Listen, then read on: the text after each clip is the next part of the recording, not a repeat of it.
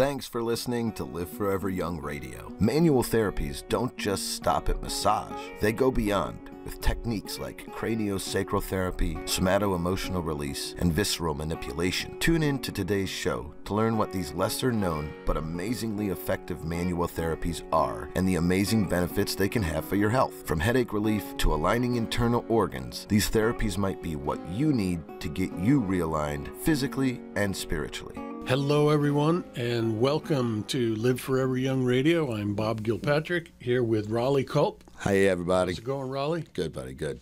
Excellent, excellent. Today, craniosacral therapy, somato-emotional release, and visceral manipulation / how to work with the fascia. Yes. The endless web in your body to release constrictions and things like that. Absolutely. Yeah, we're going to go over all these things. If you guys didn't see the other episodes, check them out. They'll be up on boomerboost.com.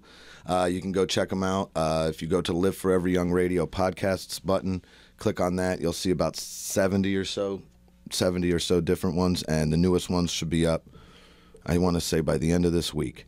So thank you guys for listening. Thank you for being here, and let's start it out, man. So craniosacral therapy. That's the first one we're going to talk about. It's kind of something that I didn't know anything about before I first started working here. And then the way I started learning a lot about it is people would call on the phone and we would talk to them and they would take our products and they still wouldn't be able to sleep or they still wouldn't feel good. And especially when you talk about sleep, not being able to sleep and having issues with that, that's really disruptive. And a lot of people don't realize that things that have happened in their past are actually still present in their subconscious, and they never really dealt with it. And it ends up causing a lot of stress and anxiety throughout their life, and they never deal with it, so they can't sleep, and then they have other health problems. So how do we deal with that? How does craniosacral therapy help with that kind of thing? Yeah. So craniosacral therapy was, kind of created back in the early 1980s. And Dr. John Upledger, was a very perceptive osteopath, a physician who participated in surgeries, including spinal surgeries. And one day his task was to hold the spinal cord still while an operation was being performed. And he discovered that he couldn't really hold it 100% still because it seemed to be pulsing. And he began investigation of this at his research institute and over time really advanced the state-of-the-art in medical knowledge about how the cerebral spinal fluid and the whole system of your brain, the surrounding tissues, the dura mater, the fluid, how it fills ventricles in the brain, how it releases, and all the way down the spinal cord, and how that system, this craniosacral system with a sacral meaning your sacrum, which is the bottom part of your spine, how that has an impact on your overall health, either in a negative way if you have restrictions or other issues, or in a positive way if it is functioning very smoothly and effectively, and then therefore is giving all the benefits to your whole body, mind, spirit that this intense, energetic, cerebral spinal system has to offer. So a very, very important dynamic aspect of human health that affects every aspect of health, from the raw physical all the way to the spiritual. Well, that was a lot. So John Upledger, is that what you said? John Upledger. So he figured out this thing about the craniosacral system. Yeah, and the pulsing of and the the pulsing of spinal it by having to try to hold one still. What was this, like during surgery? Yeah. So yeah, imagine having to hold someone's spine still during surgery. Yeah, so no mistakes are made. That's crazy. And it was during those times that he discovered this pulse. So now we know that people's skull, if you are a trained craniosacral therapist, you can put your hands on the side of a person's head and you can actually feel it expanding and contracting. So your cerebral spinal fluid is filling in parts of your brain and expanding and then it contracts. It's like every 7 seconds your skull is going open, close. But it's almost imperceptible, but the trained therapist can tell when this is occurring. And they also very beneficially can apply energetic pressure to that pulse. So when the pulse is on its way in, the therapist will use their intention to follow that pulse in. And actually there's electromagnetic energy coming off everyone's hands, including the therapist. And over a short period of time, following this pulse in, letting it come out, following it in again, and then attempting to hold it in, creates this technique called still point, where the pulse actually stops.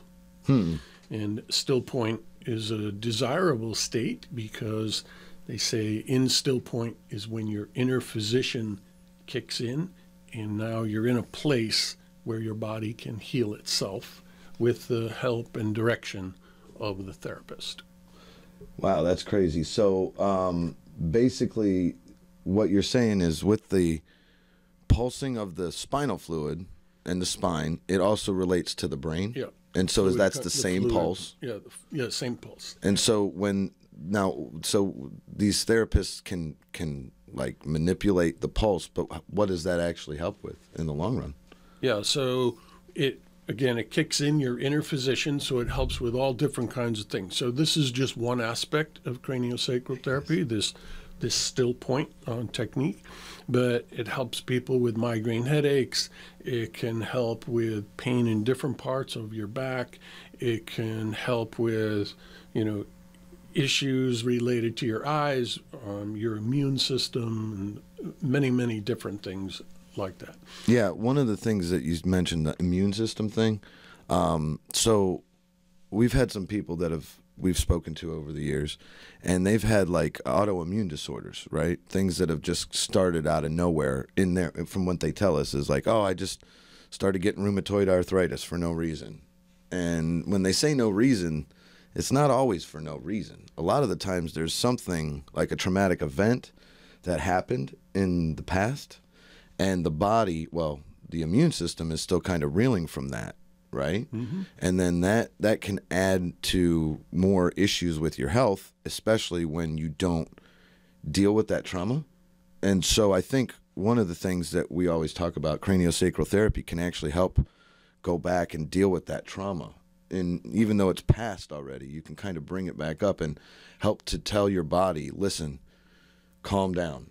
Your autoimmune system, calm down, And so I think that's one of the things that I found so interesting about craniosacral therapy is that people, first of all, don't even think about traumas that can affect their health like that.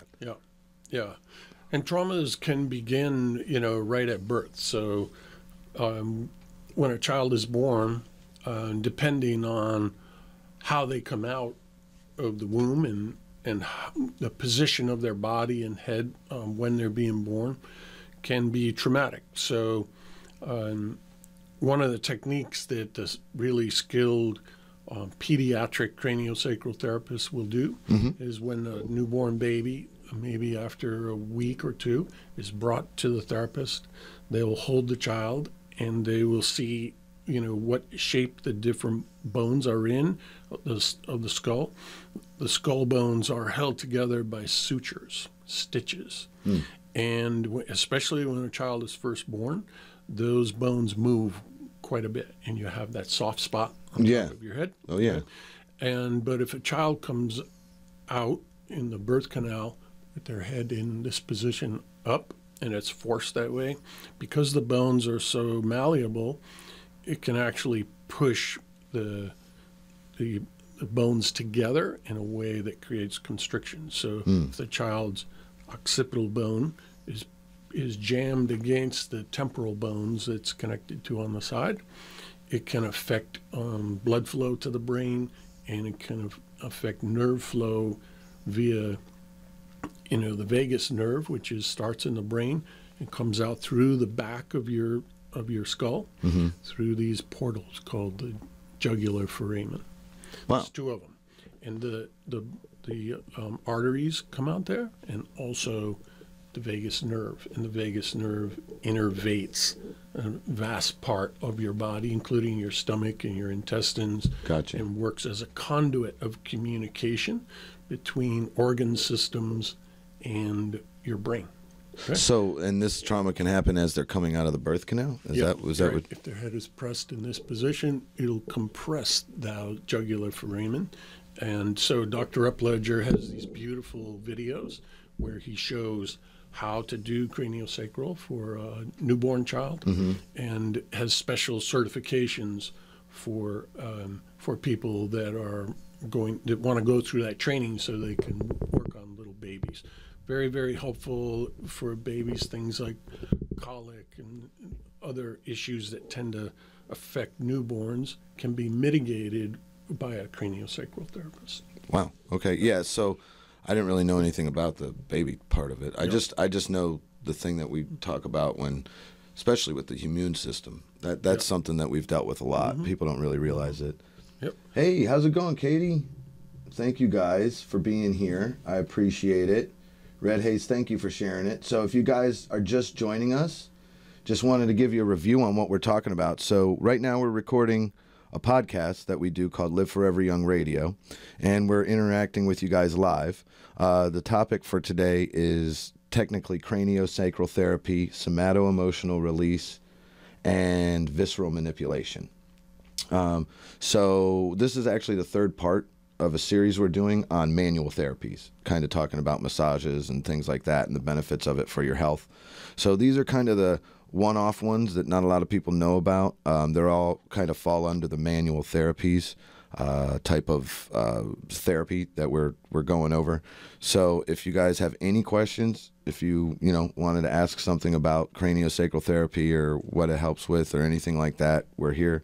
What we were just finishing up with was how craniosacral therapy is used to help with releasing of emotional issues that were never kind of dealt with, and how that can help your health, because sometimes those things can cause health issues like autoimmune disorders and things like that. So that's kind of where we're at. And I think the next manual therapy that we were going to go into is called somato-emotional release.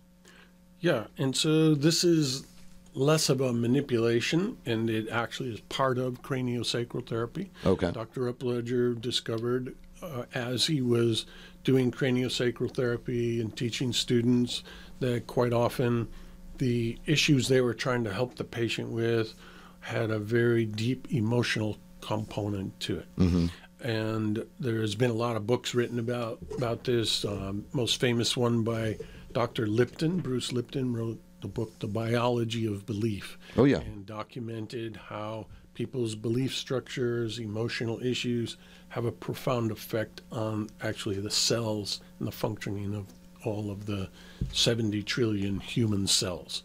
And so somato-emotional release was developed as a technique to go along with craniosacral therapy to help people release the constrictions in their body that were caused by physical trauma or emotional trauma. So human beings tend to experience events in their life, sometimes sentinel events that are very powerful and life-changing, a serious car accident, a death in the family, witnessing something horrific, and the energy of that stress tends to lodge in places in your body, such as your leg muscles, maybe even right in your heart muscle.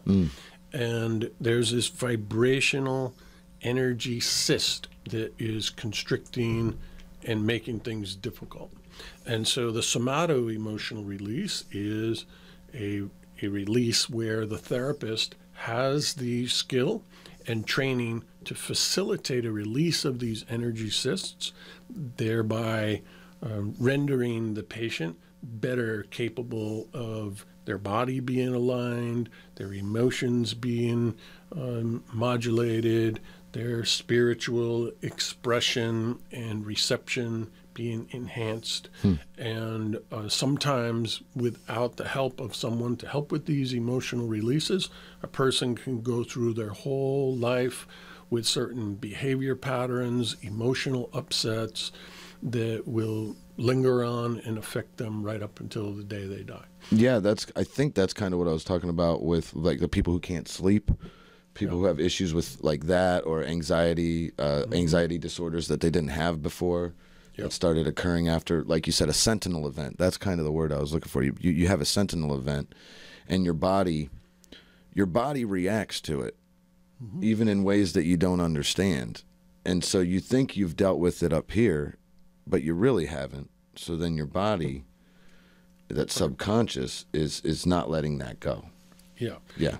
And this is a very helpful therapy that goes together well with other kinds of therapies. Fit Panda Fluff. Thank you. Sorry, go ahead, Bob. This is a therapy that goes very well with other types of therapy designed to help with emotional issues. So typically, the worlds of therapy would be a manual massage type therapy and then psychotherapy. And Upledger realized that the two of them really went together, and that there were certain techniques and interventions that would involve the touch of someone's body with intention and skill that would help with both a physical release and then therefore a psychological improvement.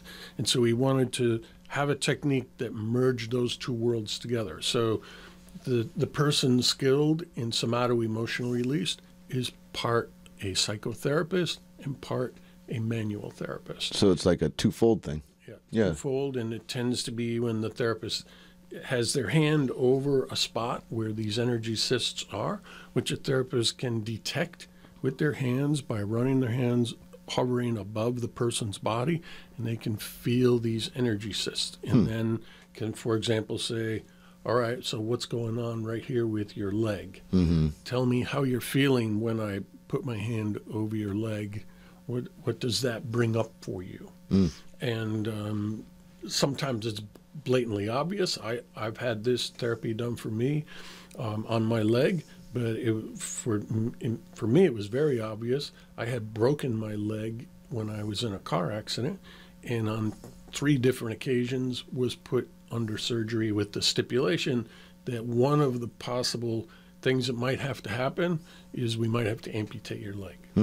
We're not sure if we can save it or not. Right. And so there was obviously a lot of trauma around that, emotional trauma. And when I had this somato-emotional release therapy done, I relived those experiences of the trauma of a potential amputation and was able to release it with the help of the therapist, to let it go. So my whole body, mind, spirit became free of that intense, dramatic trauma of having both of my bones in my lower leg snapped in half and were commuted compound fractures. Yeah, you told me that was a car accident you suffered when you got hit by a car, actually. Yeah, when I was 17. Jesus. And so later, many years later, the somato-emotional release that I went through was done when I was about 45 years old. Thank you, Reese. 30 years later,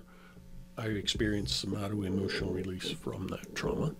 So people may not have a trauma that serious, or it could be even worse. We've had to help people that had much worse traumas than that, where deaths occurred, including people's children that were accidentally killed by their own parent. And that is about as traumatic as it gets, but with somato-emotional release and the help of things like the emotional freedom technique, and havening, and inner balance, and other techniques, the healing codes, etc., you can provide a great service to a person who's had that extreme life experience and is not only is unable to live a happy life, but they are actually physically dying because of the experience. Right. And, one of the things I kind of wanted to mention, you had talked about, so the releasing of something is very important. It's a lot different than, like, we kind of talk about this concept with when you release weight. If you release something, whether it's weight or a trauma, your body can let it go. right? But when you lose something too quickly, or maybe you try to forget something, but you don't really deal with it, then the body knows that it's still there, right? And so you'll have these emotional, somato-emotional issues that you might need to release. Yep. And that's kind of what we're talking about. That's one of the things that craniosacral therapy can do, is it can actually take all those, not all of them, but those sentinel events and those experiences that your body can't forget about, and help to have you, like you said, you kind of have to relive it, right? You have to kind of go back through it, but then that's when you deal with it. And so that's really pretty cool. So what we were saying is this is kind of a gentle process. It's not like a really hard process. And you talk about these other therapies that Bob just mentioned, the tapping, which is called emotional freedom technique, head circles, and what was the other one? Havening. Havening, yes, of course, havening, the touch. This is all stuff that you can actually learn about on our podcast. If you go to boomerboost.com, we have podcasts on all those things. You can just search for emotional freedom technique. You can search for head circles, and you can search for havening, and you'll be able to find all the podcasts we did prior. So definitely check that out. And for anybody who's out there watching, the reason why I keep turning this way is because we're actually not only recording, but we are having a live TikTok session right here. So we've got some people in here, and I'm just giving them an update. And if you guys want to join in on TikTok, we do it at 11 a.m. We're doing it, today's Monday, so we'll usually be doing it throughout the week at 11 a.m. And I'll send out live events so you guys can, come and join in, take part in the discussion. But either way, I thank you guys for being here on TikTok and live. I thank you guys for watching. So I think the next thing that we were kind of going over was visceral manipulation. Yeah. Now, visceral manipulation is a little bit different than all these. I think this is the one where the touch is just a little bit harder touch. Well, here. it depends. So there's different schools of training for people to deal with fascia.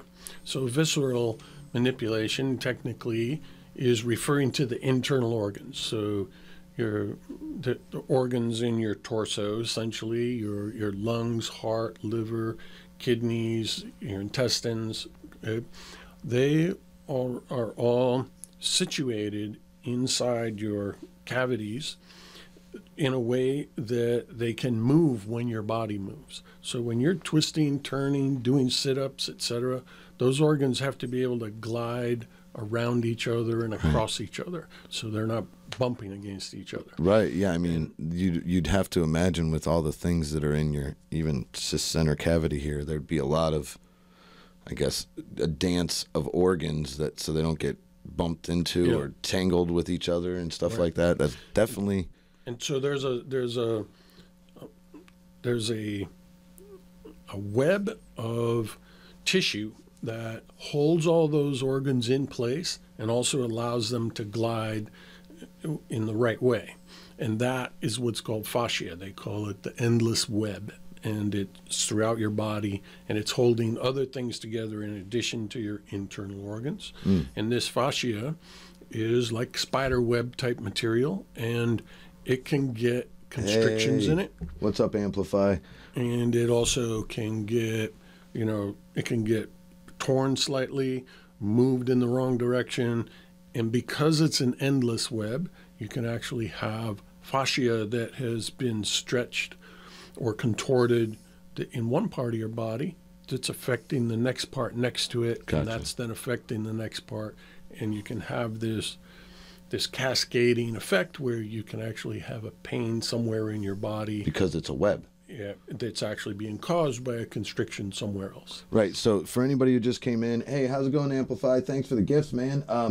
We are actually we are in to our third part of manual therapies. And right now we're actually talking about visceral manipulation. And Bob is actually telling us what the fascia is. And so a little review here for everybody who's listening and watching. The fascia is what they call the endless web of your body. And, in your body you have organs and everything, and the organs have to slide and move around as you're twisting, turning, being energetic, doing sit-ups, whatever it is that you're doing. They have to be able to slide without, interfering with each other, I guess.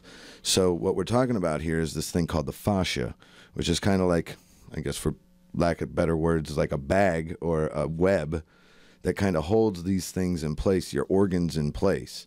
And sometimes this fascia can get affected, right? It can be affected by different things, injuries and things like that. So we're going over different not manipulation, but different techniques to help soothe and release the fascia. Right. Yeah. So, and so the therapist that's going to work with the fascia is analyze. Usually there's a symptom that's a precipitating factor. Someone's having trouble with digestion or kidney function. And so the therapist will palpate and detect where things are out of place a little bit. Someone's colon might be prolapsed to a certain extent.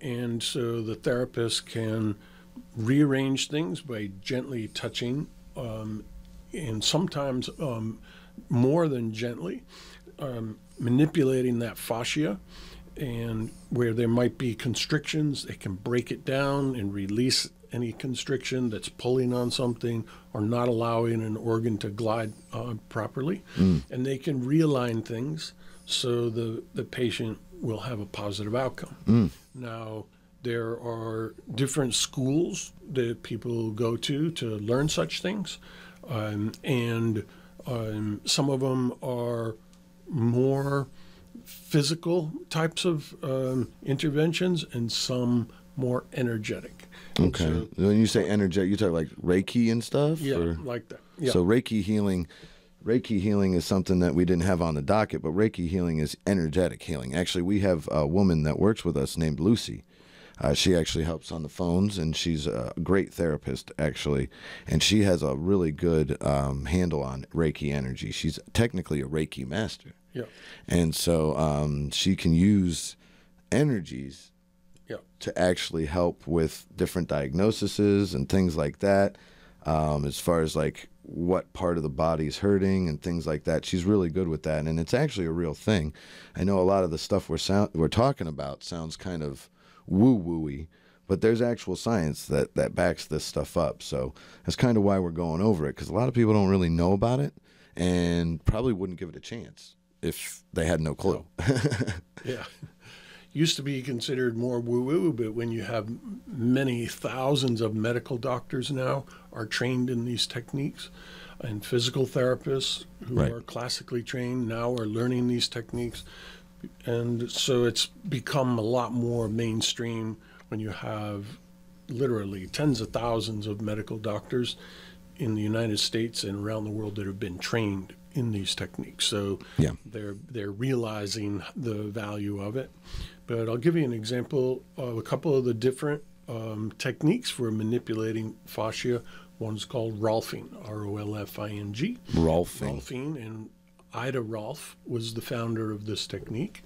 Thank you, Amplify. And Rolfing is usually done in a series, but it doesn't have to be.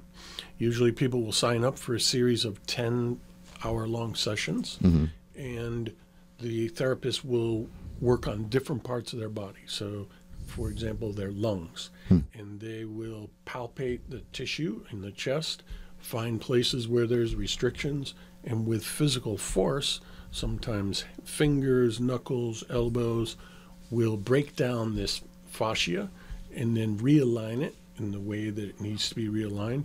And as a result, allows someone to breathe more freely, okay? And they'll do it all throughout the person's body. And that's why they have 10 different sessions, and they go in a sequence. Now, I think you were telling training. Is Rolfing one of the ones that can get a little more physical? Yes, it doesn't have to be, but quite often the main complaint that people have about Rolfing is it's painful. Right. But it also creates somato-emotional release. There's lots of people having emotional events where they're crying and communicating with the Rolfer or the therapist tends to do that. Right? So somato-emotional release, we were talking about that with craniosacral therapy, but that can actually, using these other techniques, a somato-emotional event can happen. Yes. Because you're manipulating these parts that can actually cause an emotional release. So physical release that then ends up being an emotional outlet.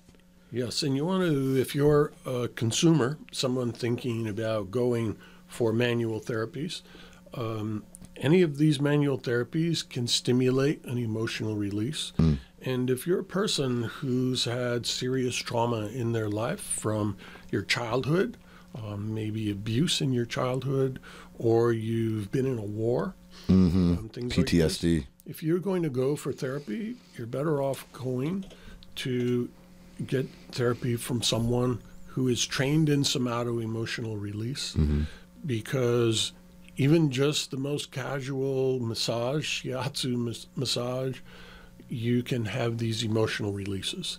And if the person who's the therapist not skilled with helping people as a facilitator to help them through it, you can end up with some negative outcomes that can be pretty severe. So if you know you're a person who's been traumatized, you're going to go for a massage, do your homework and find a massage therapist that's also trained and certified in somato-emotional release. Yeah, I think you were kind of telling me a story. I don't know if it was someone we knew or someone you knew, but they went and they got a massage, right? And the massage ended up releasing this somato-emotional huge release, apparently. And unfortunately, the therapist or the massage therapist that was helping them wasn't trained in it and didn't really know how to handle this. And so I think it kind of made it worse for a while until he actually went and saw someone trained in craniosacral therapy with somato-emotional release, or somato-emotional release in general. Sorry. Yeah, that's crazy. That's because essentially what it was. Yeah, because you think about it, if you're not ready, right? Say you're getting ready to go relax and you think you're going to have this nice massage, and then something gets hit in your body physically and your mind starts going crazy. That's not relaxing at all. Right. So you definitely want to do your homework and make sure, if you know that you are someone who has a lot of historical trauma in your life, you're going to want to make sure that you definitely see somebody who can kind of help control that if it gets let out of the Pandora's box. Yeah, and it's easy to do because you have the Upledger website. Right. Dr. Upledger has since passed away. It's upledger.com, by the way, right? Yeah, and you can go and search for therapists who are trained in somato-emotional release. Just go to find a therapist, go to advanced, click the button, and click somato-emotional release. And then you'll see a list of people. Put in your zip code. There'll be a list of people in your zip code. If it's not there, you can change the zip code to nearby, a bigger city, etc. And sometimes people even will have to search a city where they're going to visit a relative or go on vacation. The Upledger Institute is in Southeast Florida, in the Miami area. And so people that go on vacation there will sometimes book sessions right at that institute. You had mentioned a book we were talking about during the conversation, of the biology of beliefs. Belief. The biology of belief. And so who was the author of that? Bruce Lipton. Bruce Lipton. And so one of the things that I think we didn't talk enough about is the belief of something, right? How your belief can actually affect you more than specifically physically and mentally, but you don't really realize that your belief is kind of what makes you. What you believe is what makes you. So if you believe that you can't get over something, it's going to be 100 more times hard. Yeah, so humans create beliefs about things, about events, about societal norms, about themselves, about their family, and then we have these filtering systems where we tend to say, okay, this is a hard-held belief that I have, and so whenever evidence is coming to you, people will tend to delete things, distort things, or generalize things in their brain filters to make it match the belief they already have. Right, so that's... whether it's contrary to that belief or not. That's kind of what's really crazy about belief. Hey, guys, thank you. Oh, Party Van, thank you. We're actually talking about manual therapies, guys, and we just got done talking a little bit about visceral manipulation, but one of the things we were talking about is beliefs, and how beliefs kind of shape your your perspective, would you say, kind of? Yeah, and eventually your beliefs affect your personality. There you go. And so your personality is a collection of your beliefs and how you discuss things, where your biases are, and this can cause a problem because if people end up with limiting beliefs and they such as, well, I'm never going to get better because, right, or I'm never going to have enough money because, these are limiting beliefs, and so they get reinforced by this filtering mechanism, and in some cases will create trauma inside your body. If you have this hardcore belief that you're not good enough and you're never going to succeed, that's going to literally make you sick. Yeah. So these are some of the issues that actually come up during somato-emotional release. Right. And of course, in other types of therapies, psychotherapies, a lot of this is what you're getting at, right? But also, I just wanted to mention in regard to the visceral manipulation / working with the fascia, there's a couple other places. One is called Aston therapy, ASTON. Right. Judith Aston was a colleague of Ida Rolf. Oh. And developed a technique called Aston Therapeutics, which is a combination between Rolfing and energetic healing, kind of like Reiki. Okay, so it's a combo. It's a combination, extremely effective. People that come for this type of therapy, generally their body is out of alignment. They've got some scoliosis. They've got one shoulder's going down lower than the other. Their back is hunched over. Knees, one leg is shorter than the, something weird like that. So the trained therapist who's trained with Judith Aston has the ability to see where these misalignments are. They actually draw it on a diagram, and will proceed with massage therapy and energetic therapy and the manipulation of the fascia to help realign the person's body. When it gets realigned, it tends to realign their life. So when your body is twisted and contorted and painful, then your life can be painful. But as you release, and you tend to have better emotional flexibility and spiritual acumen. Another really great technique, which is very similar to Aston Therapeutics, was created right here in the St. Petersburg area, and it's a neuromuscular therapy technique. The center is called the St. John's Clark Pain Center. Yes, St. John's Clark Pain Center. Very familiar with that. People come from all over the world to visit with people at the pain center that have severe pain, or maybe not so much, but quite typically the people are in such severe pain that hasn't been helped anywhere else will find their way from foreign countries or even right nearby to that clinic. But they also have trained many therapists and opened numerous clinics around the country and in different countries. And like with the Upledger Institute, you can go to the St. John Clark Pain Center and find a therapist. That's actually what I was just saying. I said you can't find them on Upledger, but it's called St. John's Clark Pain Center? Yeah. Okay, so if you do a Google search, you'll be able to find that. And so you're saying that helps with people who have had chronic pain that hasn't really been able to get helped anywhere else. Yep. We'll go there. Paul St. John's a very, very skilled therapist. He developed this therapy for himself because he was in the Vietnam War, and he was in a helicopter accident and severely injured his spine, and for years was in extreme pain, and nobody was able to help him. So he started doing an intense study on all different types of therapy for pain, and came up with an idea that he felt would help himself. And he commissioned other therapists, and he taught them what he wanted them to do, and that therapy for his back pain worked.